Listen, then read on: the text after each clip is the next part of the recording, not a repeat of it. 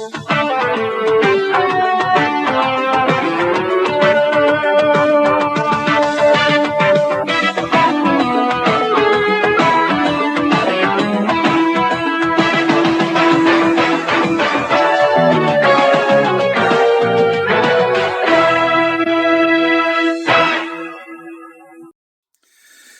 there, it's Crisandro, of course, and as you can see, I didn't quite make it to Tottenham.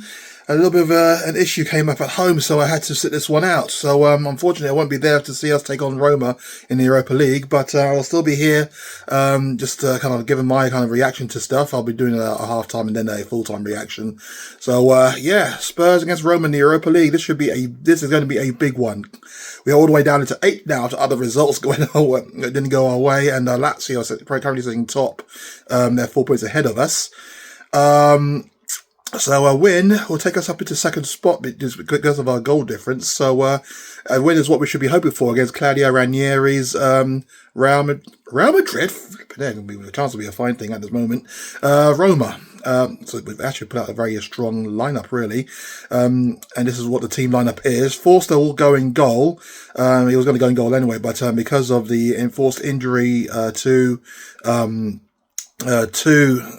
Vicario, he's going to be out for a couple of months by the looks of it with his fractured ankle that was operated on a couple of days ago. So Forster will be having an extended run in the team. The back four, the 3 of the back 4 will be beside that played in the Manchester City game, with Porro, D'Agostino, Davies, and Archie Gray will be playing on the left. Excuse me there. Obviously, Doggy needs a rest. He's been playing non-stop now, hasn't he? The man's a trooper. Rodri will be playing in central midfield. Of course, he's not banned in Europe. He's banned domestically, so he'll at least get an extended run in the Europa League competition at this point in time. Kulusevski will be playing in the role that I thought that Sarr might play. That I thought Maddison might play. So he'll be playing. He'll be going back to his midfield role. He played right wing in the game against Manchester City.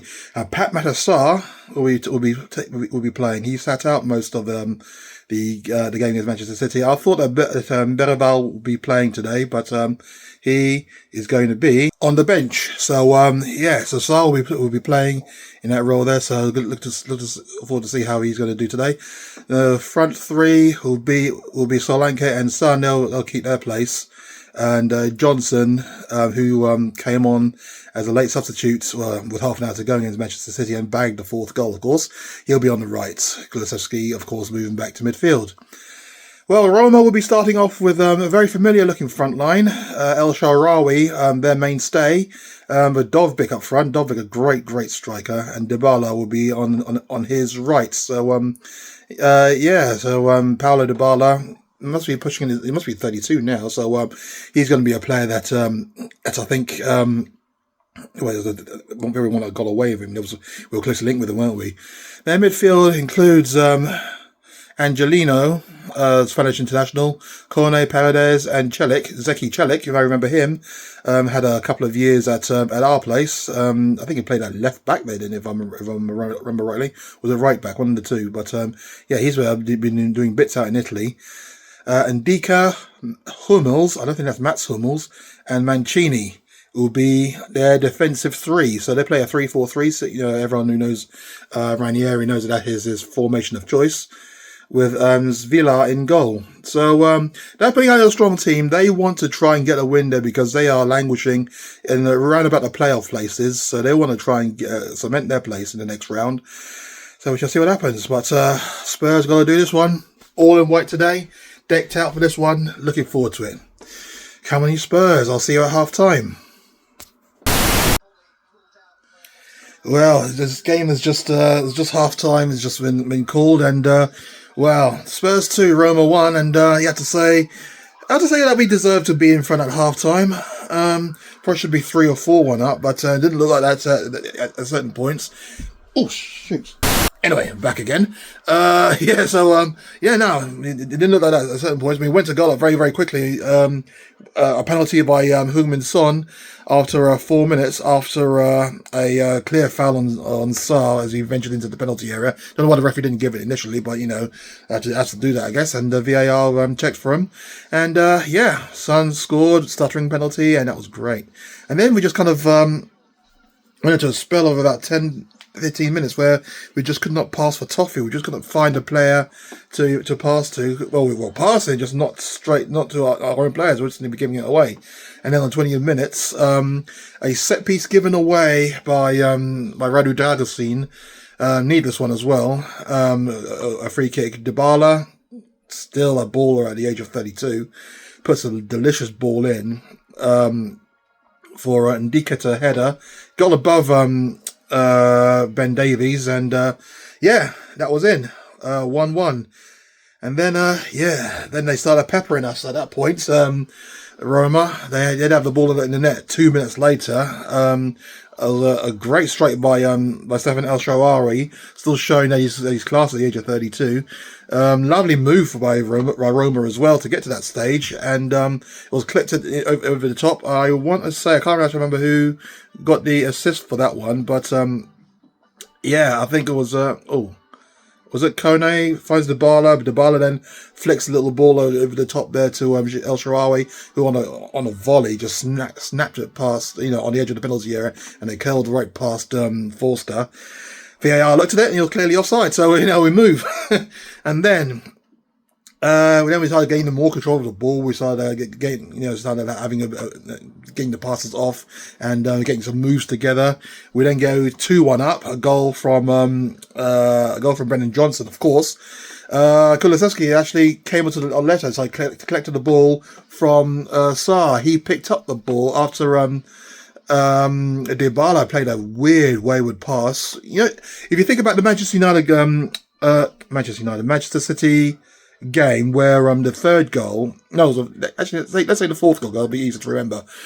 Jack Grealish picks up the ball and then just plays it blind across the area, and Werner picks up the ball, runs straight down. That's kind of similar to what happened here. Sarr picked up the ball from Dybala's wayward pass, plays a one-time pass over the top to Kulusevski, came out onto the left-hand side.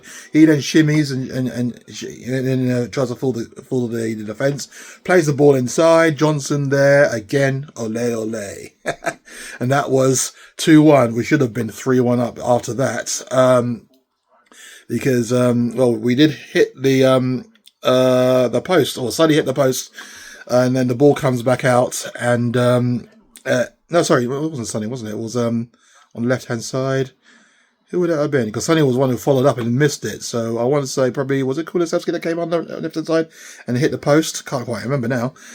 And then Sonny then blazed that ball over. And then there was another opportunity where Solanke does an overhead kick, and that was just saved by the keeper, who put it out for a goal. That was a second after a shot. Who had that shot? Oh man, that's gonna bug me. But we had a shot, and it was saved on the line. I say saved because not that the defender had his arm up, but the VAR and referee said no, that was fine. And then the follow-up, the ball loops up into the air for Solanke to do an overhead kick, and that was just saved away. So it should be 3 or 4-1 up, and playing very, very well. But we needed that third goal. Let's just try and press on and do what we can in the second half. Half time, and I wish I was there, but of course, duty calls. Half time, it is Spurs 2, it is Roma 1. Come on, you Spurs, let's finish it off now. Well, the game has just finished, and it's finished Spurs 2, Roma 2, and fucking hell, you have to say that we probably got away with one there, even though really, on the balance of play in that first half, we really should have had it wrapped up, as was said in the first half. So into the first couple of minutes in the start of the second half, we should have scored a third, really. We were 3-on-1, so Solanke, Kulusevski on the right, and Son on the left there, running straight through. Solanke plays the ball out to Kulusevski,